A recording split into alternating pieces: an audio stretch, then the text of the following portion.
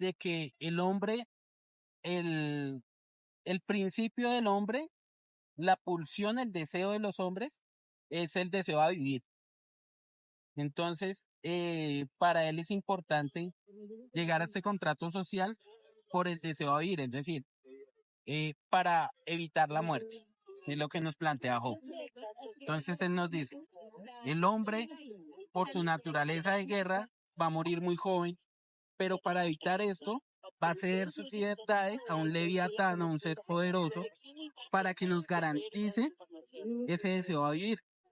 Este leviatán va a ser una representación del hombre, donde hacemos un pacto entre todos y le cedemos nuestras libertades para que él nos garantice ese deseo a vivir. Y todo lo contrario a eso es, es una repulsión. Es decir, todo lo que hagamos en contra del deseo a vivir es una repulsión. Es por esta manera que cedemos nuestras libertades a esta leviatán para que él nos garantice el deseo a vivir, teniendo en cuenta que este Leviatán va a ser una copia de nosotros mismos, de esta parte de naturaleza. O sea, el Leviatán, como nosotros lo creamos, como nosotros le entregamos nuestras libertades, él va a tomar también nuestros defectos.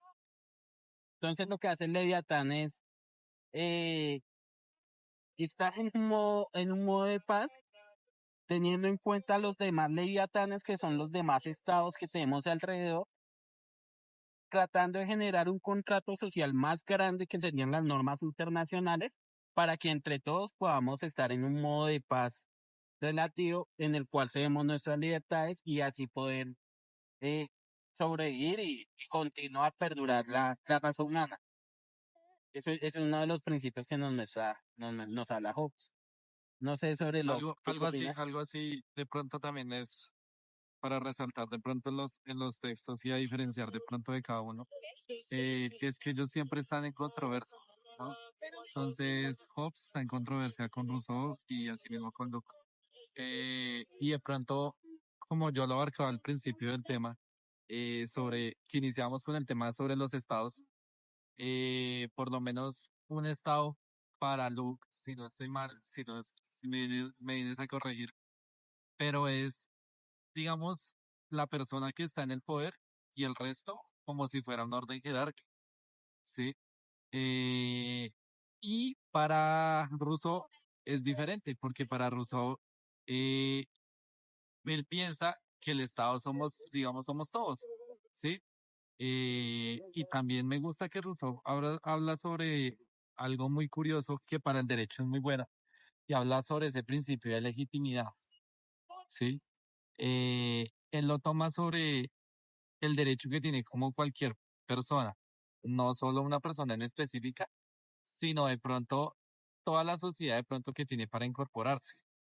Me parece también algo para resaltar, eh, y es que por lo menos en ese contractualismo de pronto que tienen los tres, eh, unos piensan sobre el tema, digamos, de la envidia, ¿sí?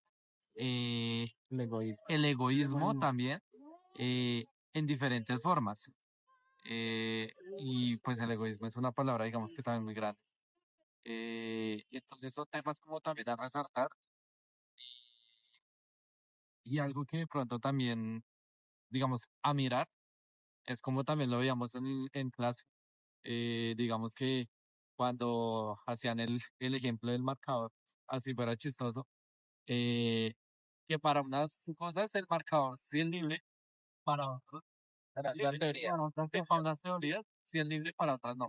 Entonces es muy curioso y es como que también hace que desde la base inicie también a haber distintos tipos de controversia para como crear una sola y de pronto darse cuenta que a generación y generación esta misma, digamos, cada historia va diferente del contextualismo hace de pronto lo que fue cada. Bueno, entonces retomamos con este caso de Luke, donde es el padre del constitucionalismo moderno. De pronto Daniel nos viene a dar un poco más de detalles o a decir de pronto lo que era. Ok.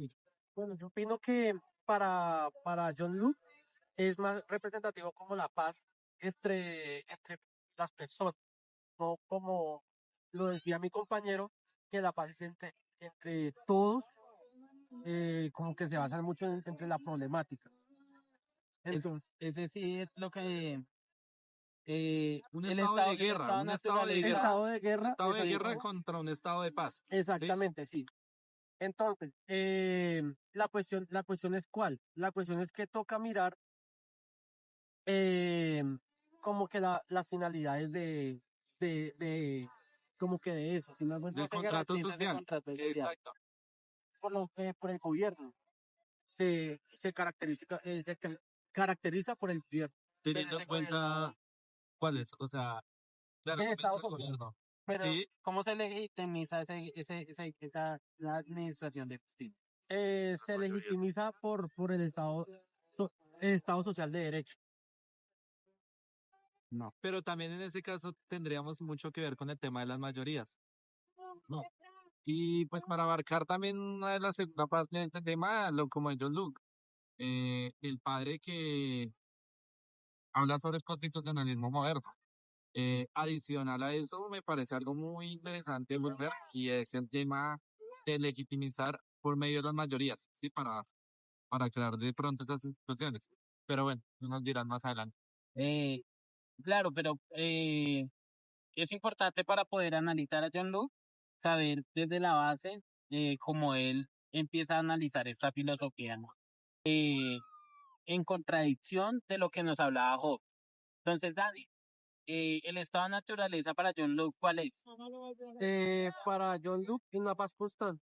Ok, pero ¿y cómo perdura en el tiempo ese estado de naturaleza?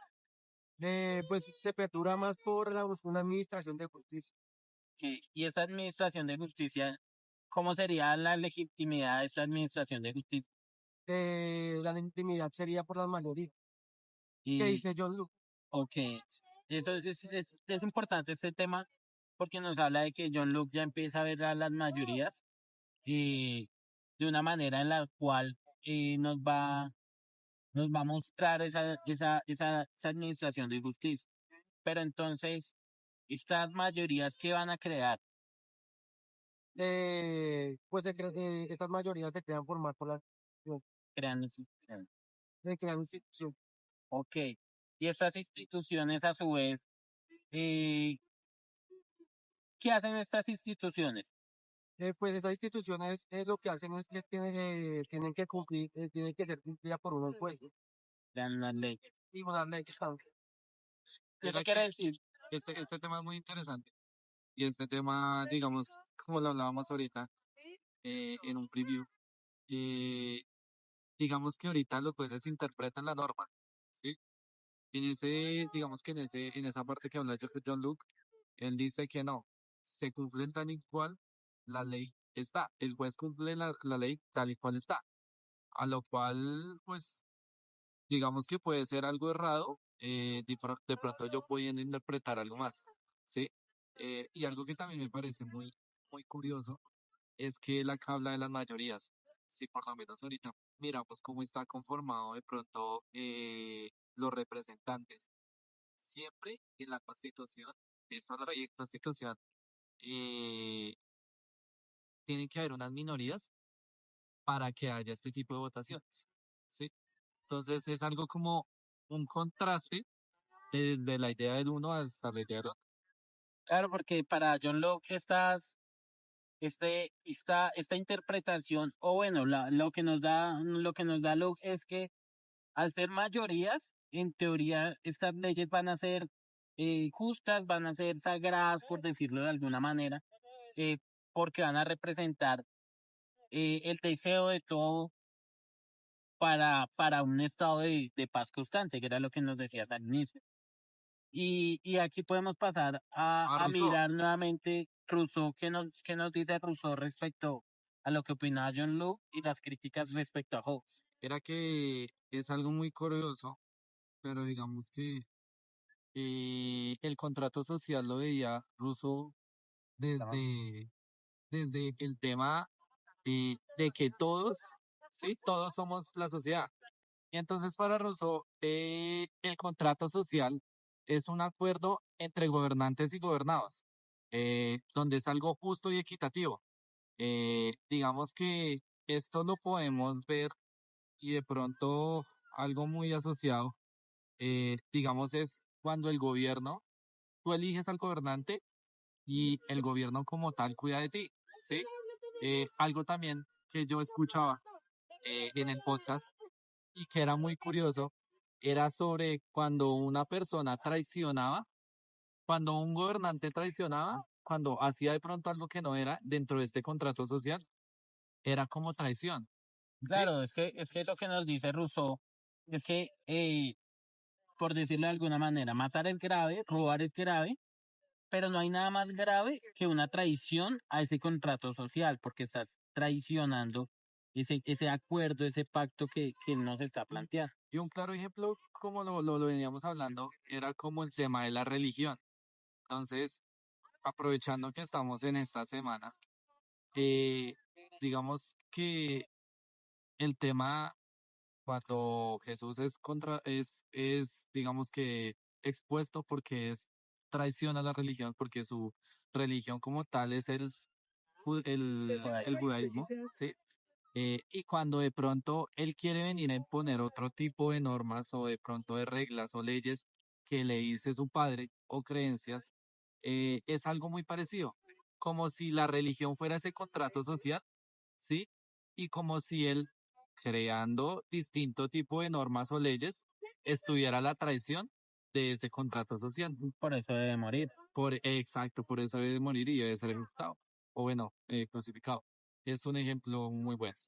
Y pues nada, esto es un poco sobre los tres padres del contractualismo. Y nada, nos vemos en una próxima ocasión. Chao, chao. Gracias. Chao.